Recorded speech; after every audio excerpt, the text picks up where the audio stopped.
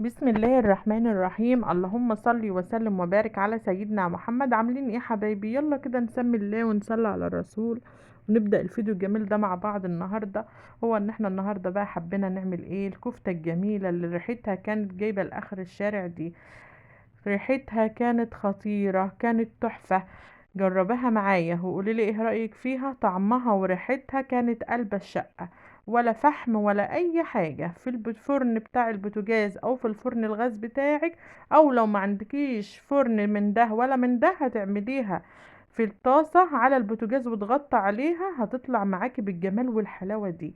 يلا بينا نشوف عملنا الجمال والحلاوة ديت ازاي. لو اول مره تشوفي قناتي يا ريت تشرفيني وتنوريني كده وتحطي لي لايك وتعملي لي اشتراك وتكتبي لي كومنت جميل زي كده وتقولي لي بتشاهديني من اي بلد. يلا بينا يلا بينا. اول حاجه بقى ايه؟ جبنا نص كيلو لحمه.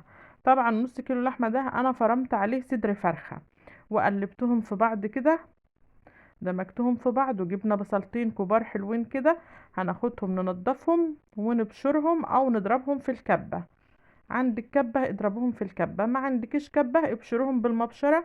وقطعنا ربطة خضرة محشي كده مشكلة، وقطعنا عليهم كمان 3 قرون فلفل او 4 من دول. تاخديهم بقى تفرموهم في بعض كده الفلفل مع البصل، وقمت جايه ماسكاهم معصجاهم كده وعصراهم. نزلوا الميه بتاعتنا دي ما ترميهاش، احنا هنحتاجها وهقولك دلوقتي هنحتاجها في ايه. خلاص هناخد بقى ايه؟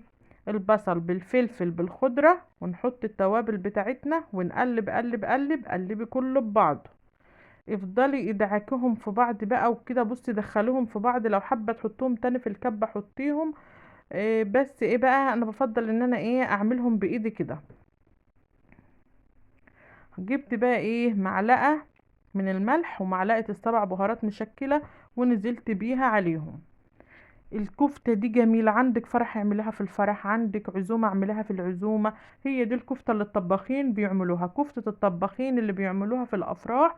وبتبقى الناس هتموت عليها ويقولك ريحتها خطيرة وطعمها خطير، بنفس المقادير وبنفس المكونات واعمليها. هي دي كفتة الافراح.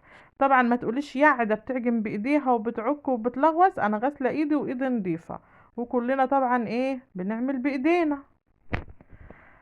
قلبي بقى كل حاجه في ايه؟ في بعضها. خليكي اعجنيها ببعضها، انا عايزاكي تدخليها كلها ببعضها. إيه تبقى كلها كأنها حاجه واحده. زي ما هي ايه بقت كده. فضلت اقلب فيها يجي 10 دقايق وظبطتها خالص، شلتها حطيتها في الايه في التلاجة ساعة. قبل الفطار بقى بنص ساعة قمت جايبة بصل مقطعاه وطماطم وفلفل وبشرة جزر، وحطيتهم في الصينية بتاعتنا اللي هدخلها فيها، وحطيت نص معلقة ملح وحطيت توابل. وجبت ازازة الزيت كده، خدت ايه منها 3 معالق كده وايه وقلبت كله ببعضه.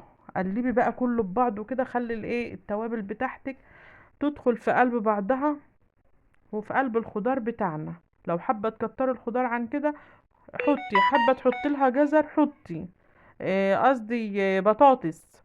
خلاص المية بتاعت الايه البصل اللي كنا هي عصرناها جامد، بتاخدها بقى ايه تصبعي بيها الكفتة. بدل ما تصبعي بزيت صبعي بمية البصل عشان الكفتة تطلع معاكي بالريحة الجميلة ديت. طعم وريحة وحاجة خطيرة. عايزة تحط عليها توم حطي، انا ما حطيتش توم بس كانت ريحتها جايبة لاخر الشارع. فضلت الريحة في الشقة لتاني يوم. هتاخدها بقى ايه تصبعيها كده بايديك الحلوة كده وترصيها على الخضار.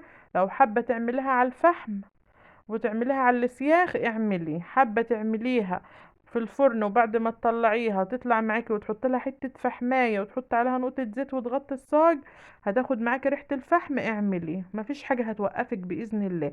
10 دقايق ربع ساعة كانت قبل الفطار، كنت مطلعاها من الفرن. المغرب بيدن وانا مطلعها. اشوفكم فيديو جديد يا احلى متابعين في الدنيا. باي.